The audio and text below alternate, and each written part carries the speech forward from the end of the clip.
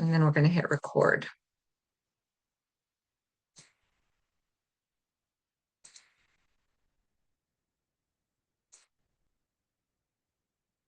Good morning. Happy Saturday. It's a beautiful day here in Colorado.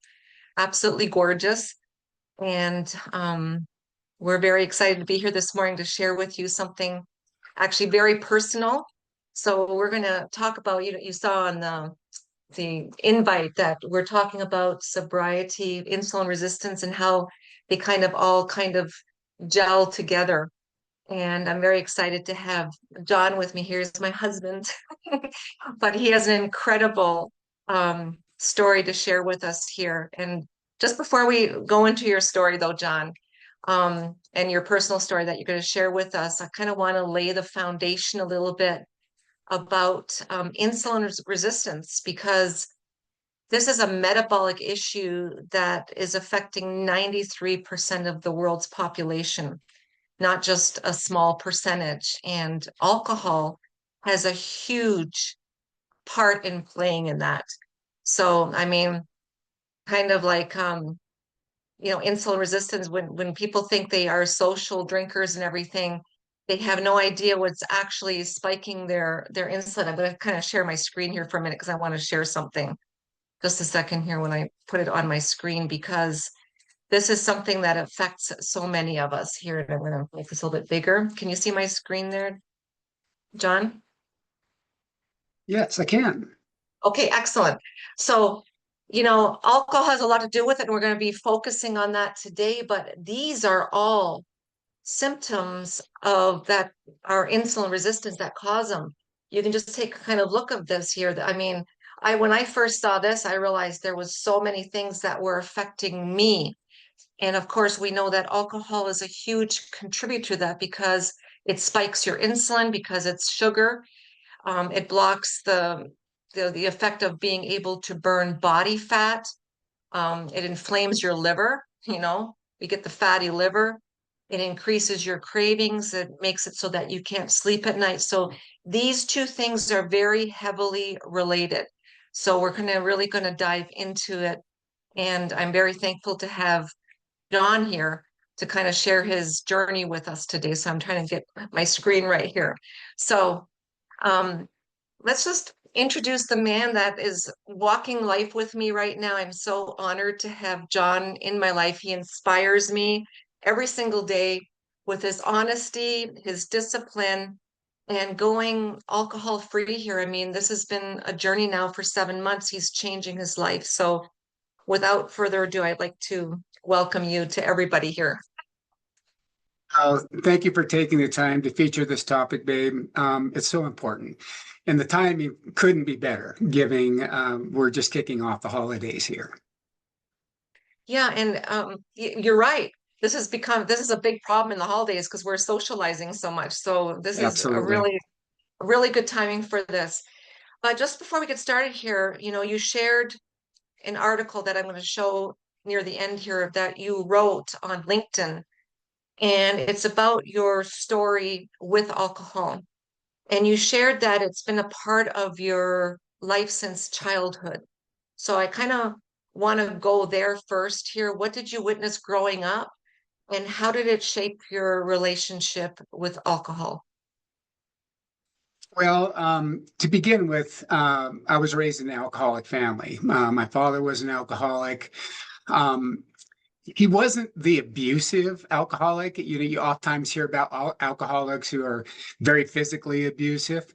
He never was abusive towards my siblings and myself, but his addiction certainly put a lot of strain on the family, just by him not being there.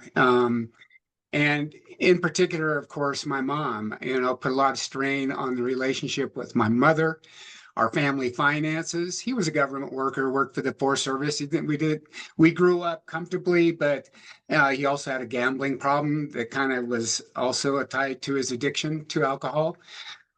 So a lot of emotional stress for everybody, not just my mom, but for the entire family, as we all individually were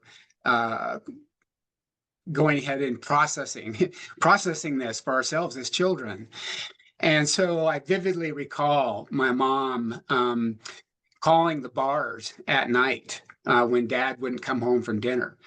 And there were no cell phones back then. I mean, she had to call the bar and ask for my dad in person, Wow. like, is my husband there? Of course, we lived in small towns, and all the bars knew my dad. But I vividly remember all the evenings she would call the bars, and I recall the shame and anguish on her face. And that will always just be, it impacted me deeply, and I'll always remember that. Um, they wouldn't fight, or excuse me, they would fight rather a lot. There were heated arguments, lots of yelling, and lots of hurt. And I mean, we'd witnessed this, and it just was very traumatic for all of us kids, as well as my mom. Um, but it just was a very unfortunate deal. And growing up, I remember one time, I believe I was in the fourth grade, and we had to go get dad out of jail, and My gosh, yeah, he was in jail for that's DUI. hard. Yeah, that was hard. And so the shame, and people knew. I mean, a small rural town. You always see who got busted for what in the local tabloids, right? So, it wasn't any. It was well known that my dad had an alcohol problem, and of course, all the local law enforcement knew my dad had an alcohol problem. So at the time, I was already a plump kid, so and I emotionally turned to food. I continued to do that, which led it led to morbid obesity at a very young age. Um, but I must say, looking back, I forgave my dad. I love my dad, and I forgive him. I miss him, but I understand. I understand his trauma. He came to the United States alone as a very young immigrant from Romania. He lost his Wow. mom when he was 7. His dad came to Montana to look for a better life. And my dad joined my grandfather. He came across the Atlantic alone on a boat, came to Ellis Island when he was 9, started school in rural Montana, and he couldn't even speak English. So I know my dad did not have an easy life. And so, yeah, I forgive my dad, and I understand his trauma. It's when you're telling that, it's very emotional, and I think many of us can have maybe a similar story somewhere along the line that we have experienced in our homes growing up. And it's difficult. I mean, and small town, you're talking about small town, there are no secrets in small town. Here, everybody knows. None. So that alone, oh my goodness, that alone can be very traumatic, as like you were saying, as a child growing up. Now, let's kind of fast forward to adulthood. You've had a very high pressure career with a lot of stress, deadlines, constant huge demands on you. When in adulthood did you realize that drinking was no longer just for unwinding? No, good question. Um, you know, I told myself as a young man, I did not want to go down the path that I saw my dad go down. Um, as I mentioned earlier, through high school, I was morbidly obese. Um, and I actually lost a lot of that weight between my junior and senior year in high school as I was coming into adulthood. Thank goodness. And I kept it off for years. I was active working as a logger in the Oregon woods for years as my first career. Um, and later, as I went into my tech career after my first marriage, and after grad school, really it was in grad school I started drinking socially at college and post grad. Um, I was like, okay, I was meeting new friends, had new buddies at college, started drinking socially. Um, but yes, when I started my new career here in Denver, Colorado, I came here right out of graduate school. I really threw myself into my new career, and I climbed quickly. I was very dedicated, wanted to learn. I was new to the Denver scene and wanted to expand my social horizons. So, alcohol was everywhere, and this was back in the mid 90s. And so at that time, alcohol was not getting the attention that it's getting today as being such a destructive drug. And so, I'd be going to the bars, meeting people after work, happy hours. And needless to say, all of the weight that I lost came back, and it came back big time. I just packed on so much weight. I remarried, and unfortunately, alcohol played a part in the demise of that second marriage 10 years later. And I would face this, and there'd be times where, I just kept working harder, more hours as I chased my career. And I'd always tell myself, I could see it coming. I was drinking a lot, and I'd quit for periods of time, but I'd always get back. I'd always fall back. And I keep telling myself, you got this, you can handle it. But I couldn't. I'd always fall back. And so I was a functioning alcoholic. I kept my job. I had no trouble with the law. I tried to not, drink and drive, even though I did, but I was drinking more and more alone. And so I could really see that it had control of me. So I kind of gathered that it was more of like also a numbing to numb how you were feeling, both mentally and emotionally. So Absolutely. Absolutely. yeah, and I think that's not a unique situation. I think a lot of us hide this, in our private life kind of thing that maybe people on the outside don't see. And I think it's a huge problem. I know just from the circle of people that I know, we've talked about this and it's becoming more awareness, especially with what we're doing. So, what made you say this is the end and I'm done with this? Good question. Earlier this year was really an inflection point for me. And I realized I have to take action or I'm just going to die. Um, I was recovering from a severe hip injury that I sustained on our trip to Costa Rica. Um, and I was out of commission for months. I just was able to start being more mobile just recently.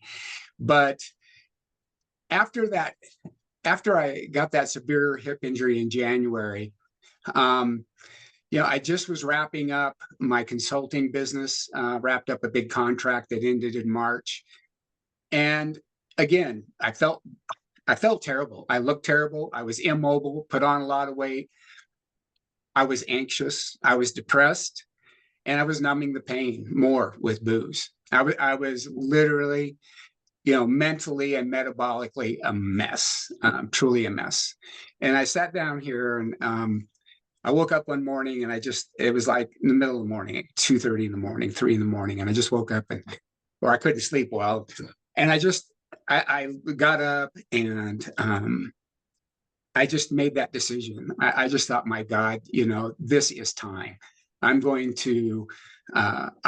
to take action now.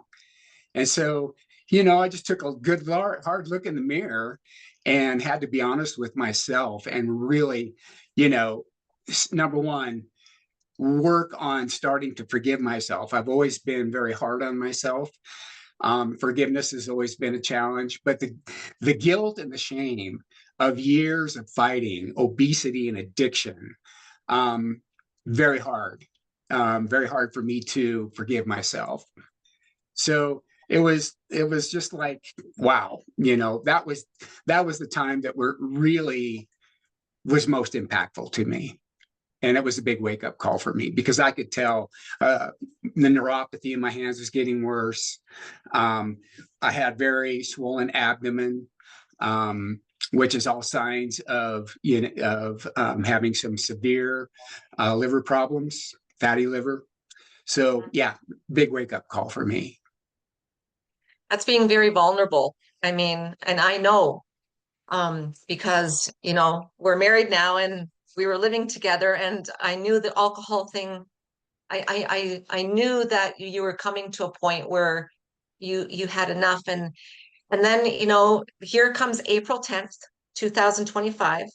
So that's what, 7 months ago, your first day of a free day of no alcohol. And I can you see the pictures I put up here?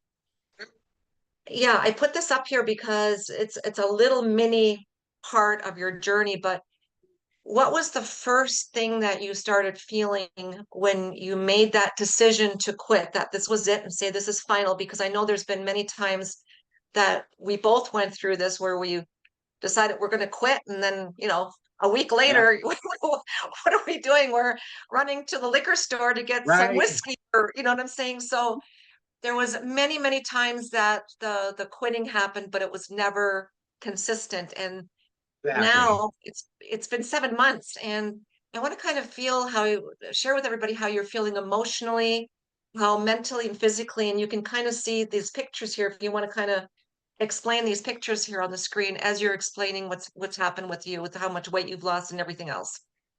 Sure. Well, the pictures do tell a story again. Me at the airport in a wheelchair.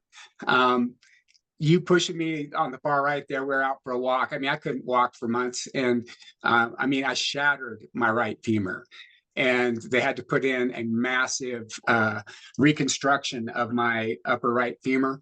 I'll have metal in me. Already did have metal in me. I have more metal in me now, but no, Can't it even go to was airports. Can't yeah, even go through security at the airport. right. And down there, that's me getting loaded into the clinic the morning after the accident.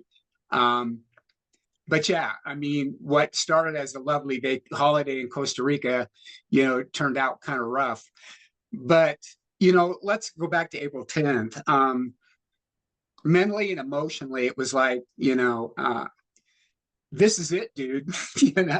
You've got to, strap in and let's go. I mean, you've got to. This is a new journey, you know. Um, and I had to commit that day, and I've had to commit every day since.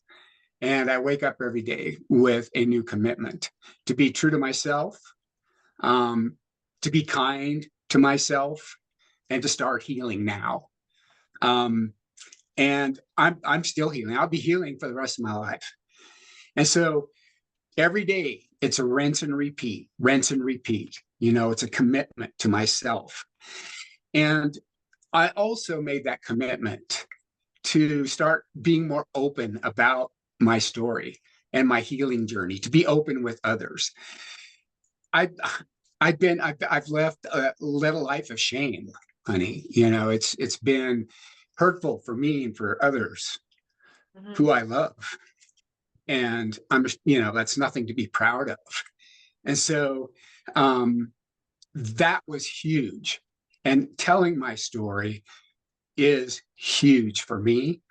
And it's part of my healing for me. And hopefully it'll be part of healing for others as well when they hear my story. And so it was huge. That's when I decided to change my life and also pivot my business, focus away from high tech into metabolic health and joining forces with you on your journey. It was a major turning point. As I said, a major inflection point in my life. Coincidentally, April 10th is my parents' wedding anniversary as well. So that Wow. morning, I thought, I thought of them. And I just thought, I'm going to celebrate. I'm going to celebrate them by starting my own new life. But this That time with has a breakup instead, with the breakup with alcohol. that's a deep, deep, deep meaning. Thank you. So, how do you see yourself as a different man now since you started this journey? It's refreshing. When I think about it, what comes to mind for me is there's hope, there's renewal, there's clarity in my life. And that's what happens when the cloud of addiction is lifted. I'm happier, I'm healthier, and a lot more self-aware. Again, it's just I was clouded by the shroud of addiction, fear, guilt, shame, self-doubt, um, all of that. And so definitely renewal is the big word for me. I feel that I have a renewed belief in myself, a renewed purpose in my life, wanting to help others through their struggles with addiction and obesity as well, metabolic dysfunction. That's our mission we're sharing together. I couldn't be more excited about this new mission. And I still have my bouts with the fear and the guilt and the shame. That's something that's normal, that I deal with daily. And again, sharing my story with others and having the supportive community is so important. And that's why I have I'm continuing to build my community on social media to get the word out. And that makes a massive difference for me in my healing journey, is to be there and be present. And getting out on social media, it's been a stretch for me. I've always thought of myself as outgoing, but when you get out there and you share your dirty laundry in hopes of changing people's lives, it's outside my comfort zone, and for many, I'm sure the same, right? But again, Great. it's a key part of my healing journey anyway. And it's not for everybody. Again, a lot of discomfort, but sharing with others and being open and being honest and true to myself, and sharing that story with other people, it feels great, actually. And it's incredible what you're doing. It's actually a very vulnerable thing, but sometimes we have to be that way, because if you don't share your story, guess what? Nobody hears it, and it's like your own story, but you need it. You're doing it, you're sharing it. And this journey, and I'm going to show later on your social media here in just a bit, but is helping other people, because you're not the only one. You know, Oh, there's people, there's probably millions of people out there struggling with the same thing. And by you stepping up and speaking about it, someone's gonna go, hey, you know what? Maybe I can do this too. So it's an hope incredible so. mission. Yeah, and I'm That's gonna why I'm say, doing this. I know you, I know, but I want to ask you, can you tell everybody, just because of looking after getting rid of the alcohol, what it's done to you physically for your health, the changes you've seen in these last 7 months, because you have addressed head on reversing insulin resistance. So, tell a little bit about what you have felt the difference in physically. I think for me, it's been first and foremost mentally and emotionally. Again, as I mentioned, the clarity and just overall feeling good about who I am. Okay. Um, but physically, just knowing that I'm following this protocol that we've mentioned, I have a lot more energy, tons of more energy. I've dropped a significant amount of weight. I'm still working on that, but I'm already down close to 30 pounds. That's But that's a exciting. byproduct, it's a byproduct. I am rebuilding my metabolic health, and that takes a while. And I have I have spent a lot of time destroying my metabolic health. And so it's been fascinating how quickly my body is responding just to some self-care and self-nurturing. And the protocol has provided me that structure, but I feel the inflammation. You all saw the pictures. The inflammation, and I've always carried tons of inflammation in my body, and it's just all greatly reduced. I had the signs of metabolic dysfunction all over me, edema, swelling in the ankles and the legs. That's all but gone. I still have some neuropathy issues I'm dealing with, but it's improving. But that's going to be a slow work. Okay. But all in all, I'm really feeling much more. My mind is a lot clearer. Um, uh, my mobility, of course, is increased, but I'm gaining my strength back. But just getting the sugar out of my diet is it has my body is just screaming with joy because I am not feeding it number one, poisonous alcohol and all that sugar that goes with it that has such a detrimental impact on just about every system in your body. Exactly. And you look great. I mean, I know because I've seen the inflammation leave your face. I mean, just in your face, I can see it. You know, when you wake up in the morning, when you're drinking every day, you wake up puffy in the morning. You know, it's just Right. the way you look. And that is like, that's gone. And like you mentioned, the swell, the edema, I mean, it's been incredible. But here's something, we're coming into the holiday season right now. And, you know, alcohol is one thing that goes along with it. But what do we all, there's sugar everywhere. I mean, it's in the foods we're eating, the snacks we're going to have, and then of course the alcohol. And it's really hard in the holidays because we're constantly snacking, we're visiting friends, we're seeing different people, late night eating, snacking, all that stuff. Heightened stress for the holidays. You know, the holidays are stressful. You're traveling, you're seeing people, you're shopping. I mean, you know, all those things cause so much stress. And it's really kind of crazy. And when you get rid of the alcohol in your life, you really realize that alcohol is almost involved in every single event you attend, from visiting friends to, I mean, going boating. I mean, I can just list off almost every event. People contribute a thing to drinking along with it. So it is very difficult through the holidays to kind of go through that here. So what would you say to someone that's, you know, going through their, you know, alcohol's harming their health and everything and overwhelming holiday pressure?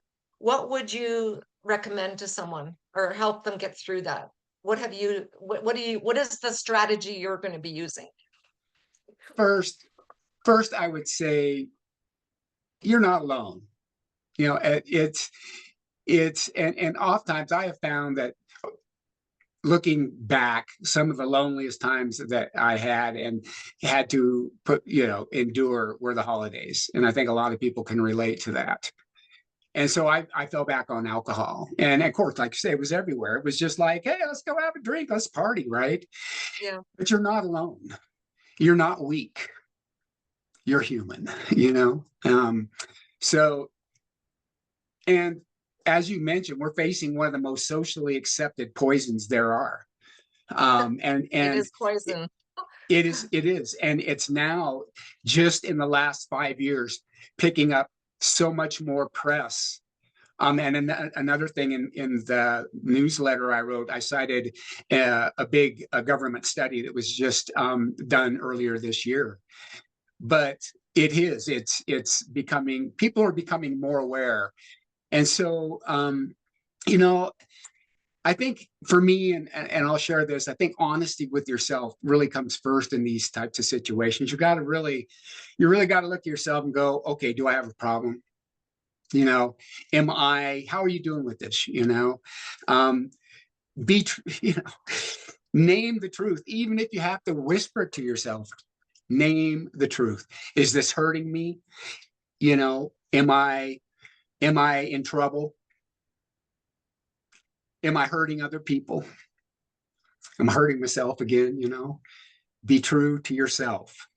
And, you know, in terms of what strategies that I've used, in especially coming into the holiday season like this, is, the odds are going to be stacked against you.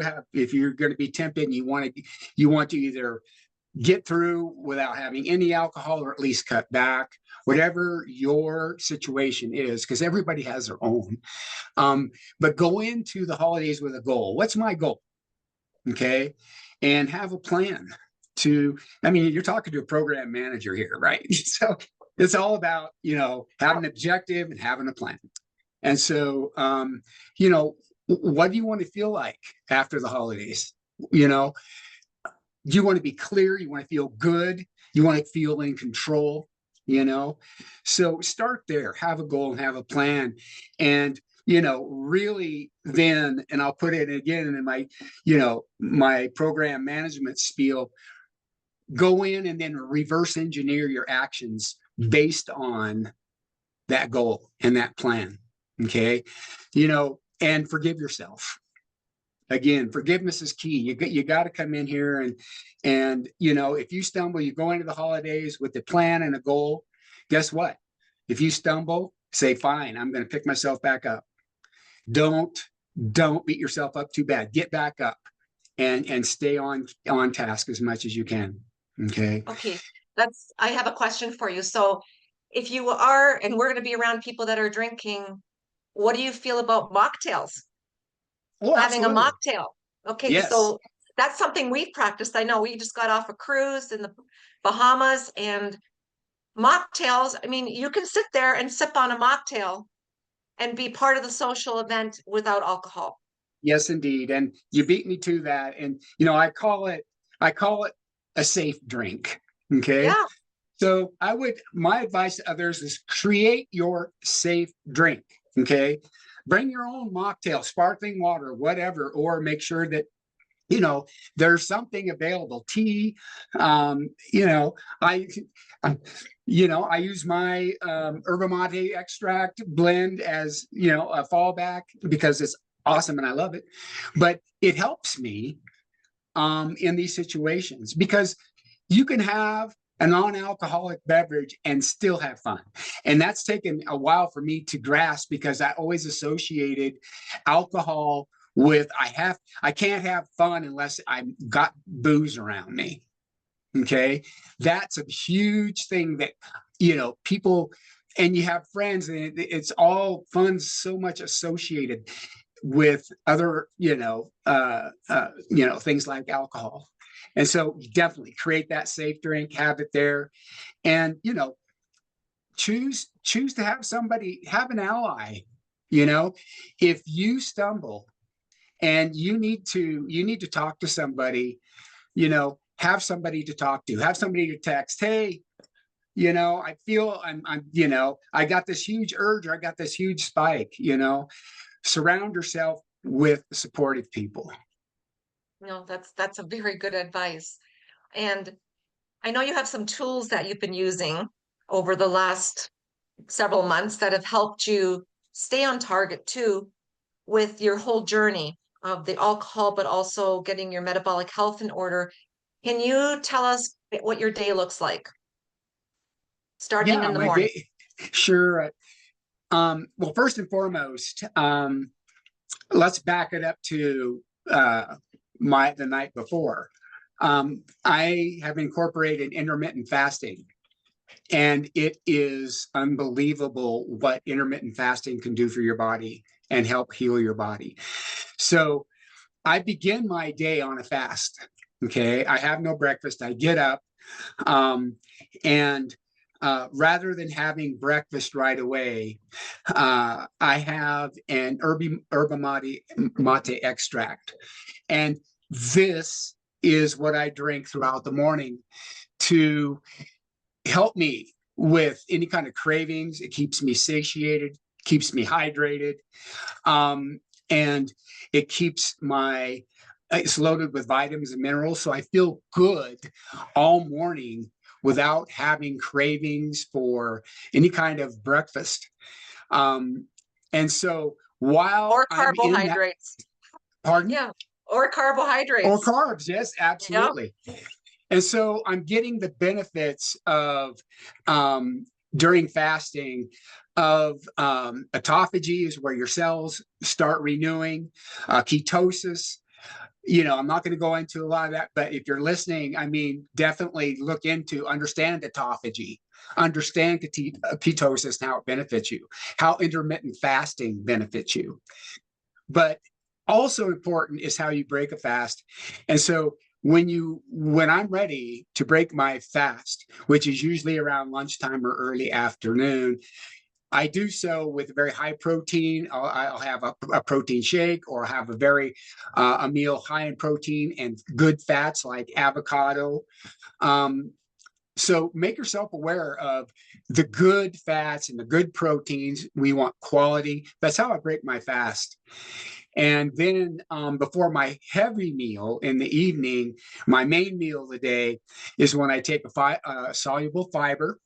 Comes in a great little packet. I mix it in with about 6 ounces of water, shake it up, and I drink it right before my main meal. And what this does is it basically greatly reduces the glucose spike you get from every time you eat. Every time you eat, you get a glucose spike, and insulin, and the whole chain starts from when every time you eat something. But what the soluble fiber has done for me, it has basically, it helps me feel satiated. I don't eat as much, and it actively helps my body process the glucose in a much more normal way, rather than hitting that high spike, which triggers insulin. Okay, an insulin spike. So when you get a glucose spike, you get an insulin spike, and these tools manage that, and they do so very well. It's worked very well for me.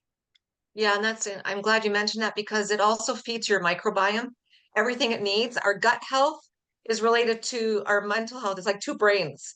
So they connect to each other. So if our gut health is good, this part is good too. And this is kind of really your metabolic health kind of goes together with not having alcohol, sobriety. They Absolutely. complement each other. And that's Absolutely. where I've seen a lot of your healing when you feed your body the right things and do it the right way. You were talking about, breaking your fast. Um, Breakfast means breaking fast. Exactly. You know what I mean?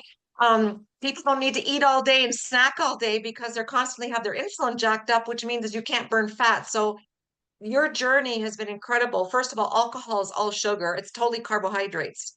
So this fiber has helped, if you are going to have a cocktail, make sure you do something like to have fiber before you have a cocktail. But thank you for sharing all of that. And um, I want to share something with everybody here because you write some very powerful articles. You're on social media now. You've changed your shift to sharing your story, and let me share my screen again here, and sharing metabolic health with people. And it's become a real mission for both of us, but it's really transformed into a mission for you. So let me just find my screen here so I can share it. Hold on a second here, because I want everybody to know how they can find you.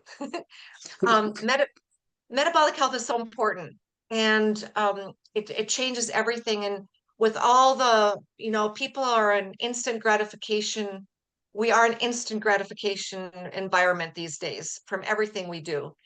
And metabolic health kind of this feels the same way. People are turning to drugs like Ozempic, Manjaro, all these things to have an instant fix without realizing the side effects that are really like affecting you. You can do it without drugs. And that's what we are teaching people to do. So I want to share the screen here with you. Go follow John on his social media. He puts out some very amazing content. First of all, he's on LinkedIn. You can look him up right here. That's screenshot this if you want. You can follow him here on LinkedIn on his normal page where he posts a lot of good articles, but he also has a newsletter, Metabolic Edge. I highly recommend go find John and subscribe to his newsletters so that you can see he's kind of told his whole journey um, in his newsletter. It's really, really touching. This is why we did this today, to share this with you, because when someone shares their life and their journey, it's going to help a lot of people and it can help you. Make sure you share it with everybody. And then also he has a great Facebook page, a group. It's called Straight Talk from the Edge. Great articles in there. He's getting a nice following on there. Go find him on there too. And really engage yourself. Life is about having a vital life, an engaging life. Um, And I guess I have one more question to ask you here, and I've seen this happen with you. Can you talk about walking the talk means to you today, as a leader, as a partner, in as a partner to me, because you're really doing that. Well, thank you, babe. Walking the talk. Really, to me, it's the daily recommit. It's the daily showing up, for me first, so I can show up for others in the way that I want to. It's showing up in a way that I couldn't before, right? And I want to show up. I want to show up as the man that I'm becoming. I'm on a journey. I'm evolving. But I don't. I want to be there for other people and myself, of course. It means honoring me and who I am, and honoring my own healing, so I can guide others with real integrity. I've got to honor myself, and that's been hard, after everything that I've done to myself. Self-destruction has been a part of my life. I wrote a newsletter about self-sabotage on one of my newsletters, and that's huge. And so getting back to honor yourself and not sabotage yourself is such a key thing. And it means making choices. It means making choices. Walking the talk is like, okay, being intentional with my health, with my relationships, and with the mission that I've decided to embark on. It's being true. And so, again, showing up for myself first, living up to the principles that I am learning and that I'm sharing with others, that I'm teaching. It's been a fascinating learning journey for me. And being there and leading with presence. I mean, again, I'm a leader. I've been a leader in all my career. I've led, massive programs with hundreds and hundreds of stakeholders. And so presence is a part of that. And being the man that you can count on, Monica, and that I can count on, and that others can count on, is important. So you have to have that presence and be there and be real. So again, I'm rewriting my story with intention. And that's what walking the talk really means to me. That's incredible. Yeah. That's really incredible. So, to everyone listening here today, if you're struggling with alcohol, if you're struggling, and these are all addictions, same with snacking, they all kind of go into one bucket. If you're snacking all the time and eating all the time, you're drinking alcohol to numb yourself from whatever your trauma that you're going through is. These are all metabolic issues. And if you simply are feeling that you're not in control of your health, please listen to us. We're here to help you. And, follow John. You can see on the social medias on, reach out to us, and we'll show you what's been working for us on the mission that we are leading right now, because it's very, very deep to us and it's very important to us. So you can, it's not your fault, just so you know that. This is something, food industry is not on our side. The big pharma's not on our side. It's about money. So we have to take control of our own lives, and it's unfortunate that sometimes we have to figure things out ourselves, but there's help out there, and we're on that mission to help right now. Right now, with the protocol that we're helping people with, over $1 million, 1 million people have really changed their lives. This is huge, and we're just really getting the word out on this mission. So thank you for being here today. And tomorrow, actually, we're going to have another great live stream podcast with two incredible ladies, Vicky and Susan. They're going to share their journey. So make sure it'll be on Facebook, so you can see, we'll post the information on there. Make sure you join us. We're going to be doing this on a regular basis to reach out to the masses so that you have a place to come for some help along the way. So as you enter the season, until with intention, like John was saying. Attention. Um, Yeah. yep, choose yourself and make this holiday season that you don't have to, January 1st, wake up, for the hangover and make a New Year's resolution that you're not going to be able to keep, you know? So start now, and you won't have to be there in January. You're going to wake up refreshed like we are and feel ready to go into the new year with excitement and happiness. And I'll add to that, Monica, and that's a great message. And thank you again for having me here and having this talk with me. Um, but you mentioned, as we're coming to this, and just a special message to anybody that is struggling with alcohol or metabolic dysfunction as far as that goes as well, because it's bi-directional. They go hand in hand. If you've been abusing alcohol, chances are you're metabolically dysfunctional. Oh Okay. yeah, 100%. Come into this with a mindset and a perspective. The power of the mind is unbelievable. Keep a vision of who you want to be. Envision yourself being happy, healthy, more vibrant, not in a alcoholic fog. Vision yourself having more meaningful and powerful relationships, and vision your success. And so that's also important. And also one last word is, you're doing the hard work when you come into this, and maybe you're in the midst of your journey and you're still having some bumps on the road. You're doing the hard work. Give yourself some credit. And that's always been hard for me. Give yourself some damn credit, because you're in there fighting it. You're duking it out. Don't give up. It's brave work. It's hard work. Keep it up, and happy holidays to everybody. Thank you, John. That was awesome. Thank you for sharing such a vulnerable thing. And everybody, thank you for being here today. We have a beautiful day here in Colorado. It's sunny out. So I hope everybody has a fantastic Saturday, what's left of it. Thank you for being here.